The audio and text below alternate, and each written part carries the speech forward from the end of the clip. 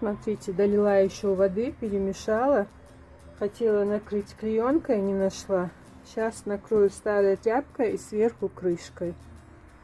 Все, через 2 недели, я думаю, все хорошо побродит. Здесь 2 отверстия.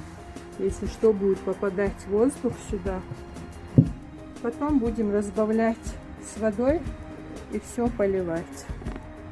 Кто еще так не делал, приготовьте. Я это делала во время карантина. Но тогда делала в маленьких ведрах. Тогда было не очень удобно. Запах, конечно, неприятный. Через несколько дней будет еще хуже. Но все-таки очень полезное, натуральное, природное удобрение. Смотрите, у нас огородов или какого-то хорошего участка нету. Вот здесь мы чуть-чуть тыкву посадим. Там у нас пока курочки. Когда их уберем, может, клубнику посадим, как раньше. Здесь инжир 4 дерева. Здесь у нас мята 2 вида, немножко малины. А здесь, знаете что? Сейчас покажу. Тут лимонная мята, если кому-то это интересно. А вот это черемша листочками.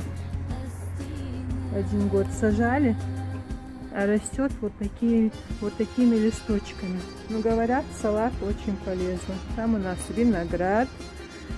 В общем, каждый сантиметр земли надо использовать. А уже на улице, вокруг дома, я посадила вишню, шпанку, посажу еще ландыши.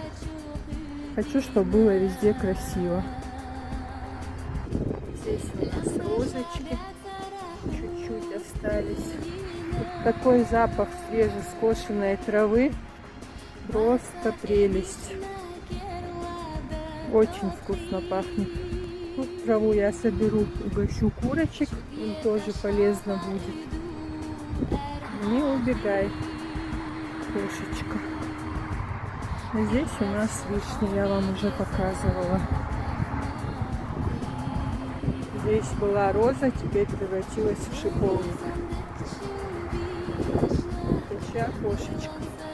Не наша вроде.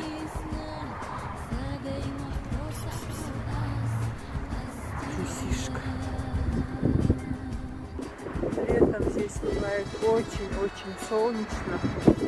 Даже сгорают некоторые кусты. Видите, наша юбка цветет очень красиво, но и сгорает легко и быстро. В общем, всем хорошего дня. Совет я вам дам.